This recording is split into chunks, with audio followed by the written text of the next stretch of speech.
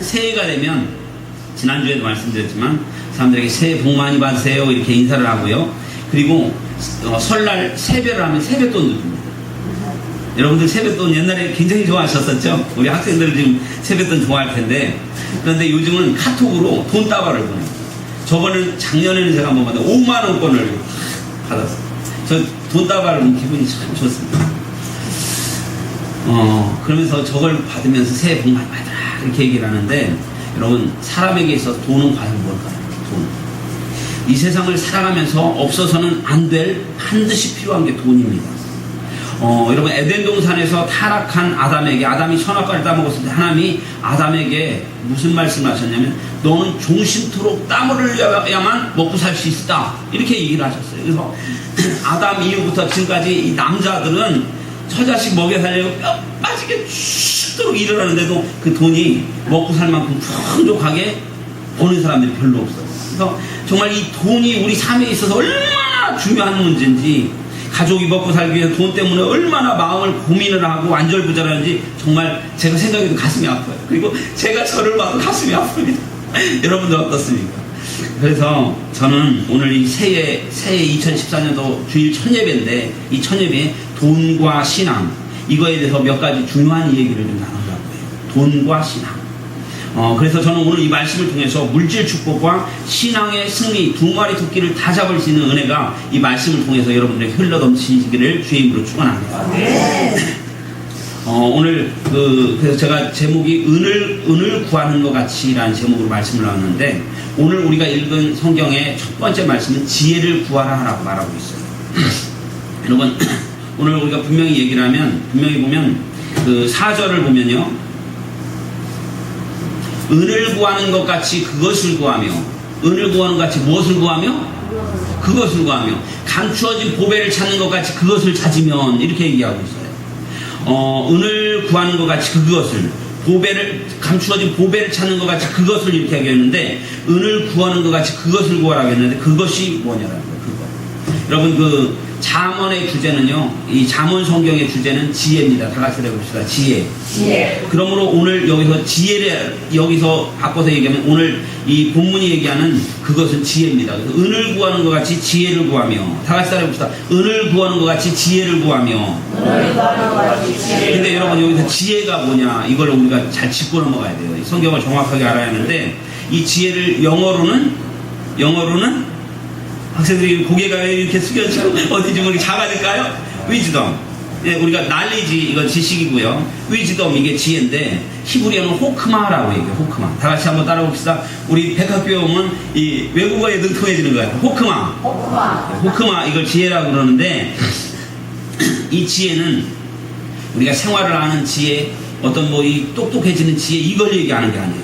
이 지혜의 비밀을 좀 우리가 찾아보면 잠언 8장 23절로 30절을 보면 되는데요, 제가 여기다 써놨어요. 잠언 8장 23절로부터 30절, 여기서 내가라는 말이요, 지혜예요. 지혜. 그래서 만세 전부터, 태초부터, 땅이 생기기 전부터 내가 세움을 받았으니, 지혜가 세움을 받았대요. 아직 바다가 생기지 아니하였고 큰 샘이 있기 전까지 내가 호크마가 이미 났으며, 산이 세워지기 전에, 언덕이 생기기 전에 호크마가 이미 났으며, 하나님이 아직 땅도 들도 세상의 진토의 기원도 짓지 아니하였을 때라. 그가 하늘을 지으시며 궁창을 해면에 두르실 때에 내가, 호크마가 거기 있었고, 그가 위로 구름 하늘을 견고하게 하시며 바다의 샘들을 힘있게 하시며, 여기부터 중요합니다. 바다의 한계를 정하며 물이 명령을 거르시 못하게 하시며, 또 땅의 기초를 생하실 때에 내가, 호크마가 그 곁에 있어서 창조자가 되어, 여러분 호크마 지혜가 되어 창조자가 되어, 호크마가 창조자가 되어 날마다 그의 기뻐하신 바가 되었으며 항상 그 앞에서 즐거워하였으며, 이렇게 얘기하고 있어요. 여러분 지혜가, 오늘 이 성경 얘기대로 하면요, 30절 말씀에 지혜가 창조자였다라는 거예요. 창조자와 함께 세상을 창조했다라고 얘기를 하고 있어요. 이 말을 어떻게 우리가 풀어야 돼요? 지혜가, 위즈덤이 뭔데, 하나님이 천지를 창조하실 때 하나님과 함께 세상을 창조한 창조자라고 얘기하냐라는 거예요. 우리가 이 말씀을 풀리려면요, 신약성경으로 넘어가야 돼요. 신약성경에 여러분 요한복음 1장 1절 3절을 같이 1절을 읽어보겠어요. 태초에 시작. 태초에 말씀이 계시니라. 이 말씀이 하나님과 함께 계셨으니 이 말씀은 곧 하나님이시라. 그가 태초에 하나님과 함께 계셨고 만물이 그로 말미암아 지은 바 되었으니 지은 것이 하나도 그가 없이는 된 것이 없느니라. 이래도 뭔 얘기인지 잘 모르겠죠. 이걸 여러분 여기서 이걸 정확하게 얘기하려면 말씀이 육신이 되어 이 땅에 거하심에라고 했는데 말씀이 육신이 돼서 오셨는데 그분이 누구예요? 말씀이 예수님이라고 얘기하고 있어요. 그래서 태초에 말씀이라는 말을 예수님으로 바꿔서 우리가 읽어봐야 돼요. 그래서 같이 읽어보겠습니다. 예수님으로 바꿉니다. 시작. 태초에 예수님이 계시니라. 이 말씀이 하나님과 함께 계셨으니 이 예수님은 곧 하나님이시라. 예수님이 태초에 하나님과 함께 계셨고 만물이 예수님으로 말미암아 지은 바 되었으며 이 지은 것이 하나도 예수님 없이는 된 것이 없느니라. 이 요한복음 1장 1절로 3절 보면 말씀이 예수님이다라고 얘기하고 있고요. 오늘 잠언 8장 23절을 보면 지혜가 창조자다 얘기하고 있어요. 즉 이 잠언에서 말하고 있는 지혜는 말씀이신 예수님을 얘기하고 있습니다. 아멘이십니까?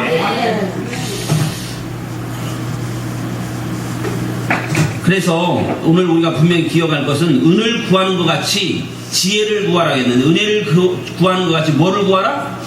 지혜가 아니고 바꿔서 얘기하면 지혜가 누구라고요? 오늘 예수님을 가리키는 게 은을 구하는 것 같이 누구를 구하라? 예수님을 구하라. 은을 구하는 것 같이 예수님을 구하며 감추어진 보배를 찾는 것 같이 예수님을 찾으면 여호와 경외하기를 깨달으며 하나님을 알게 된다. 이렇게 얘기하고 있습니다. 사랑하는 성도 여러분, 예수님을 구하시기를 주의 이름으로 축원합니다. 예수님은요 하나님께서 우리에게 보낸 최고의 선물입니다. 바로 예수님을 믿으며 예수님과 동행하는 사람은 인생의 길이 열려지고 금생의 문제와 내생의 모든 문제의 해결자임을 깨달으시기 바랍니다. 예수님의 뜻이 무슨 뜻이냐? 구원자라는 뜻이에요. 제가 전에 말씀드린 구원자는 뭡니까? 문제에서 우리를 해결해 준다는 뜻이에요. 그래서 금생의 문제, 우리가 이 세상에 살아가면서 내가 갖고 있는 문제들, 내가 고민하고 있는 문제들, 내 건강의 문제, 육신의 문제, 물질의 문제, 그거에 대한 해결자가 예수님이다. 오늘 이렇게 얘기하고 있는 겁니다. 그리고 내생의 문제, 우리가 죽으면 어디 갈 것인가? 바로 하나님 나라로 갈 수 있는 그 길이 예수님이라는, 나는 길이요 진리요 생명이니 나를 통하지 않고는 아버지께로 올 자가 아무도 없느니, 예수님이 우리의 금생의 문제와 내생의 문제의 해결자, 하나님 우리에게 주신 최고의 선물이라는 것을 깨닫는 은혜가 있기를 주의 이름으로 축원합니다. 그래서 예수님에게 우리의 인생의 모든 길이 있음을 깨닫고, 그래서 우리는 예수님을 구할 수 있는 은혜가 있기를 바랍니다. 날마다 구해야 돼요. 예수님을 한번 이렇게 딱 믿어서 예수님 믿었으면 됐지, 이게 아니고 날마다 예수님을 구해야 돼요. 뭐냐면 예수님의 1대1로 만나서 인격적인 교제를 나가요. 아침에 일어나면 예수님 저 오늘도 일어났어요. 오늘 하루도 저와 함께 해주세요. 이렇게 기도하면서 늘 예수님을 생각하고 살아요. 제가 언제 이런 묵상을 한 적이 있는데 밖에 나가면 하늘이 있잖아요. 스카이, 하늘이 있잖아요. 어제 하루 중에서 여러분 가만히 생각해보세요. 하늘이 있긴 있는데 하늘이 내 머리 위에 떠있구나, 이걸 머릿속으로 인식한 적이 얼마나 있으세요? 어제 없었잖아요. 그죠? 우리 예수님의 사랑이 큰 사랑이 있는데 예수님이 나를 사랑하고 있구나, 이것을 머릿속으로 인식하지 못할 때가 너무나도 많다는 거예요. 그래서 우리는 날마다 우리가 하늘을 인식하는 것처럼 우리가 날마다 예수님을 인식하고, 그래서 크리스찬들은 식사할 때 기도하잖아요. 예수님의 이름으로 기도합니다. 왜 기도합니까? 삶 속에서 밥 먹을 때도 늘 예수님을 인식하고 예수님을 구하고 예수님을 찾겠다, 그런 마음을 갖고 있는 거예요. 그래서 우리는 날마다 삶 속에서 예수님을 구할 수 있는 은혜가 있기를 간절히 바랍니다. 오늘 은을 구하는 것 같이 예수님을 구하라, 이렇게 말씀하고 있어요. 오늘 지혜를 구하라는 이 얘기는 바로 창조자이신 말씀이신 그 예수님을 구하라라는 거예요. 왜냐하면 그 예수님의 모든 우리들의 인생의 길이 열려져 있기 때문에, 그래서 내 삶 속에 2014년대 해결될 수 없는 문제들 예수 이름을 구하면서 여러분의 삶이 열려지고 풀려지는 그 귀한 은혜가 있기를 주의 이름으로 축원합니다. 두 번째로요, 은을 구하는 것 같이 구하라. 다 같이 합시다. 은을 구하는 것 같이 구하라. 은은 뭘 얘기하고 있어요? 은이요, 옛날에 요즘 화폐가 많이 발달돼 갖고 기술이 막 10,000원짜리에다도 의조지폐인지 아닌지 막 할 수 있는 장치가 다 돼 있대. 10,000원짜리 이렇게 비춰보면 뭐 세종대왕님도 나오고 뭐 별의별 게 다 나오고. 근데 옛날에 조선시대 때 상평통보를 만들었어. 뭘로? 불인가로 만들었어요. 상평특보를 나라에서 만들었는데 문제는 뭐냐면 가짜 만드는 사람들이 상평특보를 똑같이 만드는데 진짜보다 더 똑같이 만드는 거야. 왜? 쉬우니까. 그래서 상평특보를 만들었는데 가짜 돈이 막 돌아다니는 거야. 근데 나라에서 그걸 해결할 방법이 없는 거예요. 그래서 옛날에는 이 돈 만드는 기술이 발달하지 않았을 때는 뭘 돈으로 담았냐면 우유할 수 없는 거. 그게 바로 은하고 금이에요. 은을 갖고 다니면서 은 이만큼 하면 쌀 한 가마, 은 뭐 2개면 쌀 2개, 뭐 이렇게 사람들이 했어요. 근데 금은 너무 비싸잖아요. 그래서 금은 고가의 물건을 교환할 때, 은은 보편적인 물건을 교환할 때, 그리고 더 낮은 건 돈. 근데 그 은은 바로 뭐냐면 돈을 얘기하는 거예요. 돈. 그래서 오늘 얘기해서 은을 구하는 것 같이 상징적인 얘기인데 여기서 은을 돈으로 바꾸면 돼요. 다 같이 해보자. 돈을 구하는 것 같이. 돈을 구하는 것 같이 누구를 찾으라? 예수님을 찾으라. 오늘 성경을 바꿔 얘기하면 돈을 구하는 것 같이 예수님을 찾으라. 돈을 구하는 것 같이 예수님을 구하라. 이렇게 얘기하고 있어요. 여러분, 우리들 돈에 관심 있는 것만큼 예수님한테 관심이 있어요. 솔직히 한번 얘기해 봅시다. 저기 가면 돈을 많이 벌 수 있다고 하면 딱 달려. 사람들이 막 줄 서서 기다릴 거예요. 저기다가 그 다이아몬드 그 여의도 증권가에 그 어떤 사람이 돈다발을 갖다 팍 뿌렸어요. 사람들이 가서 그 돈 집으려고 막 달려가고 막 집어요. 근데 나이한테 그 돈이 가짜 돈이야. 사람들이 그 돈을 막 팔라고 떼거리로 몰려 난리가 나요. 근데 여기에 복음이 있다, 여기에 예수님이 있다, 여기에 우리에게 구원이 있다고 하는데 사람들이 와 예수님이다 그렇게 달려가냐고요. 요즘 이 복음이 값싼 복음이 됐어요. 예수님이 우리를 위해서 십자가에 못 박혀 죽으시고 예수님이 우리를 구하기 위해 이 땅에 위해서 물과 피를 다 흘리시면서 아낌없이 우리에게 주신 그 보혈이, 우리 보혈이 뭡니까? 정말 보물보다도 귀한, 정말 신귀한 그 예수님의 보혈이 값싼 복음이 되어서 사람들은 그냥 10,000원짜리 돈보다 더 우습게 했습니다. 오늘 근데 성경은 은을 구하는 것 같이, 물질을 구하는 것 같이, 돈을 구하는 것 같이 예수님을 그렇게 구하라라고 안 하고 있어요. 옛날에 제가 얼마 전에 TV에서 보물 찾는 사람들에 관한 그 르포를 봤어요. 일제시대 때 일본 사람들이 강탈한 보물을 그 해방이 되면서 갖고 가지 못하고 일본 사람들이 그거를 부산의 어느 군사기지에 쓰이던 해저 동굴에다 그 보물을 숨겨놨대요. 그거 찾으면 떼돈 벌겠죠. 그래서 그 군사기지로 쓰이던 해저 동굴에 감춰뒀다고 주장하면서 제주도에도 있다고 하고 그들은 평생을 그 보물상자를 집요하게 찾아다녔어요. 알 수 없는 몇 장의 지도와 오래된 서류에 그들의 인생과 재산을 다 걸었어요. 현대인에게 있어서 동화와 같은 이야기지만 그 사람들은 오늘도 어디선가 삭과 괭이를 들고 그 일본 놈들이 숨겨놓고 간 그 보물을 찾으러 지금 다닌대요. 여러분, 우리는 예수님을 만나기 위해서 광부들이 금맥을 찾아나듯이 예수님을 찾아야 돼요. 왜냐하면 예수님이 바로 인생에 있어서 최고의 가치고 우리에게 최고의 보물이기 때문이라는 것을 깨닫는 은혜가 있고 간절히 바랍니다. 다 같이 따라해보세요. 예수님은 최고의 가치입니다. 여러분, 최고의 가치를 가만히 생각하면 어떤 옛날에 한 부부가 살았는데요. 그들이 처음 만나던 날 남편은 너무나도 가난해갖고 그 길가에서 파는 싸구려 구리반지를 그 부인에게 선물을 했어요. 그러나 부인은 그 반지를 매우 고맙게 생각하면서 이 반지를 놓치지 않고 언제든지 끼고 다녔어요. 근데 세월이 흘러서 그 부부가 정말 부자가 됐어요. 근데 부인은 그런데도 애지중지하면서 이 구리반지를 아꼈어요. 그랬더니 이 부인을 측은하게 생각했었던 남편이 진짜 이따만한 보석반지 2개를 다 선물해서 사줬어요. 근데 부인은 여전히 보석반지를 좋아하는 것이 아니라 남편이 처음에 껴줬었던 이 구리반지, 이것을 정말 끼고 다니면서 주저하지 않고 이걸 애지중지 아꼈어요. 그러자니 사람들은 자기 그 반지가 무슨 보석이나 생각 보석보다 더 높은 가치로 사람들이 생각을 하더라고요. 근데 그 집안에서는 그 반지는 며느리가 되면은 대를 줘서 물려주는 아주 귀중한 보석보다도 귀한 반지가 돼요. 보석보다도 귀한 것은 무엇입니까? 바로 남편의 사랑했던 그 사랑의 가치라는 거예요. 보석이라는 그 가격의 가치가 아니라 얼만큼 사랑했느냐는 가치라는 거예요. 바로 우리를 구하기 위해서 이 땅에 오셔서 십자가에 그리신 보혈과 우리를 아껴주시고 사랑하셨던 그 예수님의 사랑이야말로 진정한 최고의 가치라는 걸 기억하면서 예수님을 우리가 최고의 가치로 놓고 찾을 수 있는 은혜가 있기를 간절히 바랍니다. 우리가 예수님을 최고의 가치로 놓고 우리가 살아가게 될 때 우리 인생과 삶을 달라지는 겁니다. 여러분 마지막 세 번째 오늘 말씀을 보면 다섯 사람에서 은도 내 것이요 금도 내 것이라.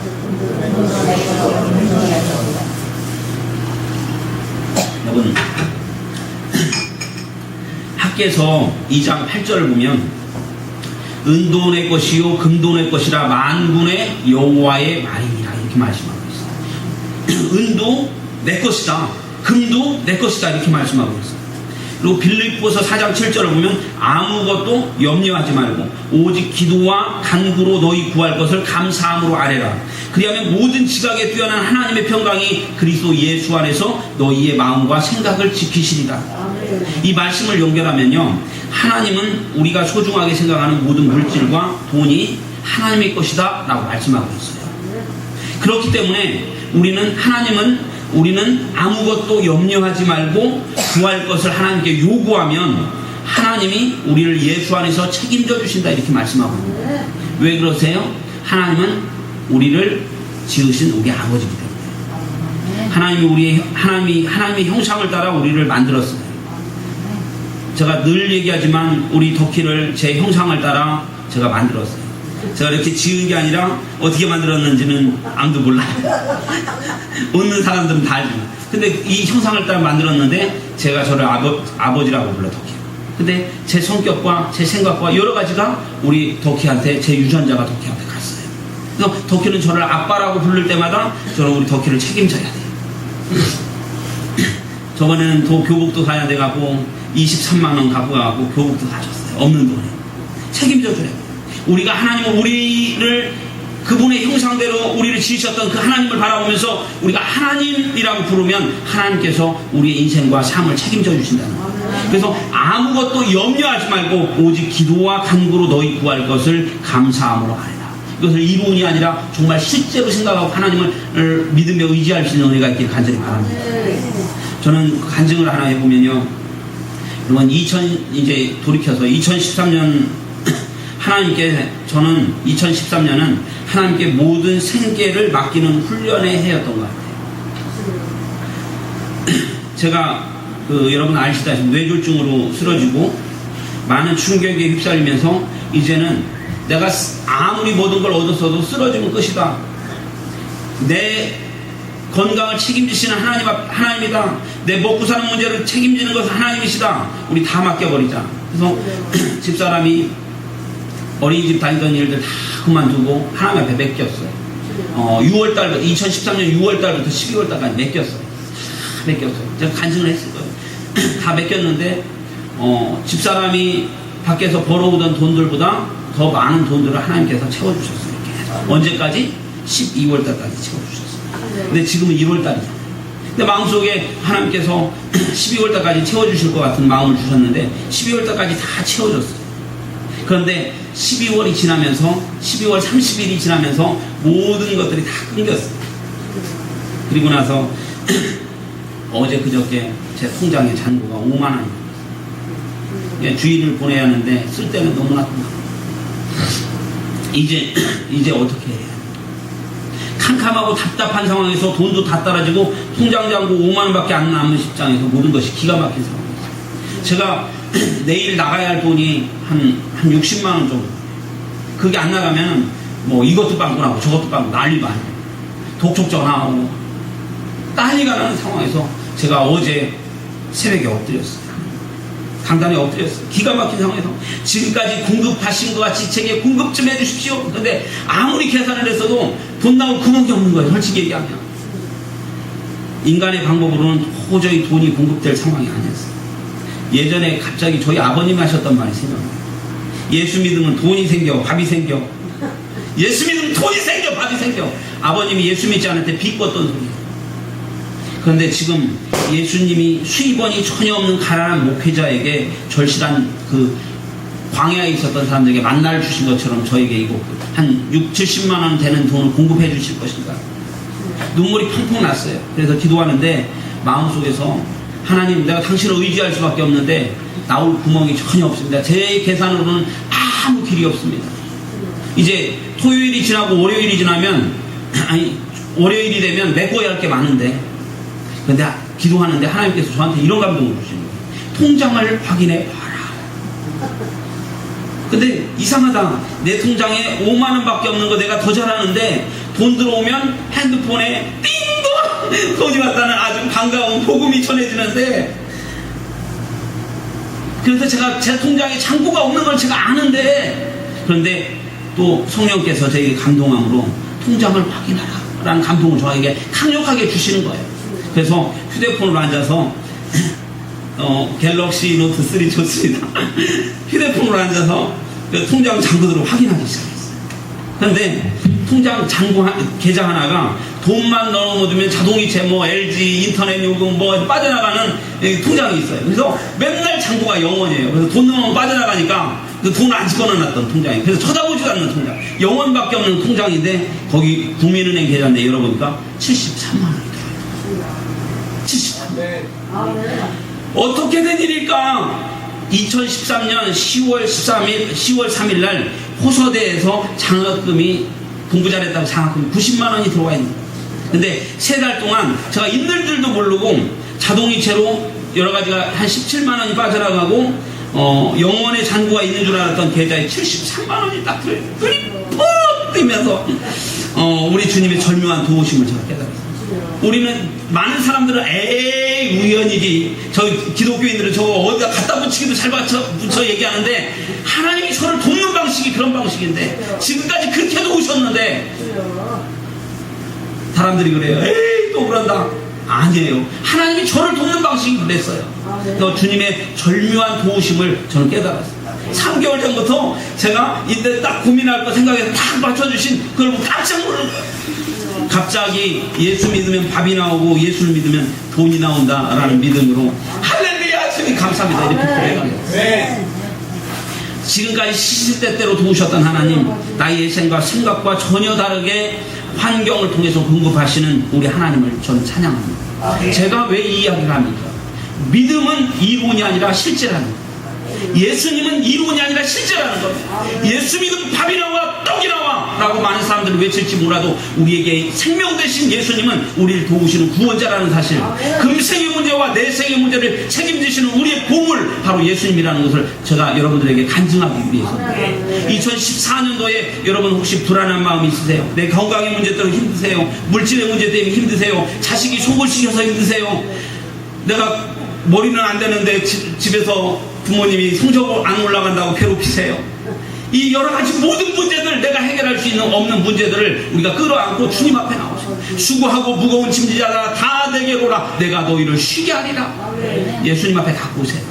예수님은 거짓말하시지 않아요. 예수님 앞에 갖고 오니까, 제가 오늘 이 간증은요, 지금까지 5년 동안 개척해서 지금까지 왔던 수없지만 간증, 이거와 비슷한 수없지만 간증 중에 하나일 뿐입니다.